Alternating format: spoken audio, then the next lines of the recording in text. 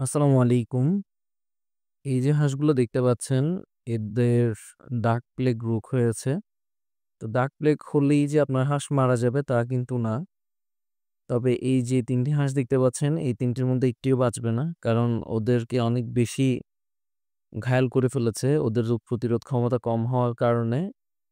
তো এদের ডাক প্লেগের কারণে যেই সমস্যাগুলো হয়েছে আমি সেগুলো আপনাদের সাথে শেয়ার করি।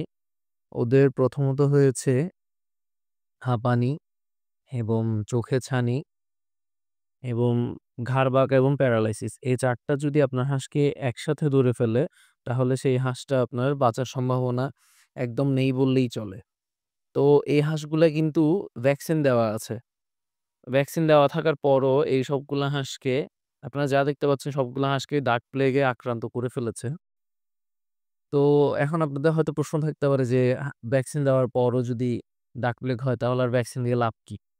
এখানে একটা মজার বিষয় হচ্ছে আপনার যদি ডাক প্লেগ ভ্যাকসিন দেওয়া থাকে তাহলে আপনার ডাক প্লেগ আসার পরে হাঁস মারা যাবে সর্বোচ্চ 10%।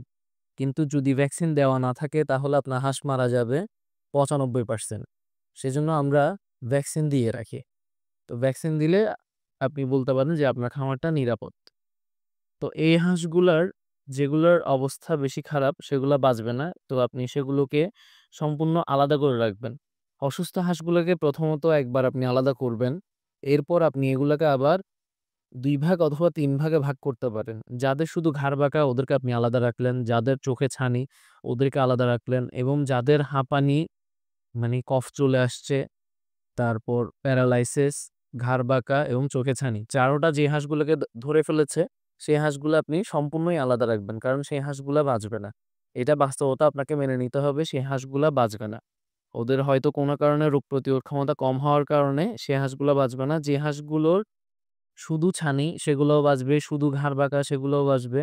যে হাঁসগুলো শুধু কফ এসে গেছে সেগুলোও বাঁচবে। কিন্তু সবগুলো সমস্যা যে হাঁসগুলার একসাথে ধরে ফেলছে, সেই হাঁসগুলা বাঁচবে না। আপনি সেগুলোকে সম্পূর্ণ আলাদাভাবে রেখে দেন এবং ওদেরকে খাবার দিবেন। যদি খায় তাহলে ভালো, আর যদি না খায় তাহলে আপনার কিছু করার নেই। সেগুলোকে আপনি অনেক দূরে এই হাঁসগুলো থেকে আলাদা করে রাখবেন।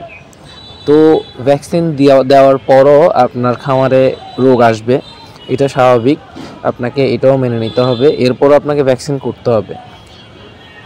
আর একটা বিষয় হচ্ছে রোগ আসলে আপনি সবচেয়ে বেশি শক্ত থাকতে হবে আপনাকে।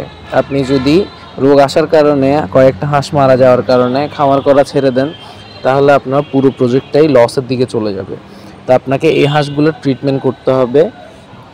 প্রথমত চোখের ছানির জন্য আমরা সবসময় একটা ড্রপই ব্যবহার করি, সেটা আপনাদেরকে দেখিয়েছি, সিপ্রোডিবেট। ঘাড় বাঁকার জন্য থায়াবিন, এবং যেটা ঠান্ডা লেগে যায় কফের জন্য হচ্ছে ব্রঙ্কোভেট।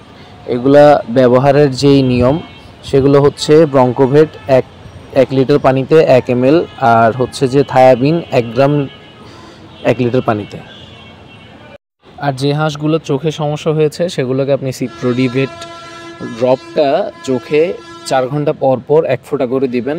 খুব শীঘ্রই আপনার চোখের সমস্যাটা সেরে যাবে, কিন্তু ঘাড় বাঁকা এবং প্যারালাইসিস এগুলো সারতে সময় লাগবে। আরেকটা বিষয় হচ্ছে আপনি আপনার হাঁসকে ভ্যাকসিন দেওয়া থেকে কখনোই দূরে রাখবেন না। সবসময় সময় অনুযায়ী ভ্যাকসিন দিয়ে দিবেন। সর্বপ্রথম ২৫ দিন বয়সে ডাক প্লেগ ভ্যাকসিন, এরপর আবার ৪৫ দিন বয়সে আবার বুস্টার ডোজ দিয়ে দিবেন। ধন্যবাদ সবাইকে, ভালো থাকবেন। আসসালামু আলাইকুম।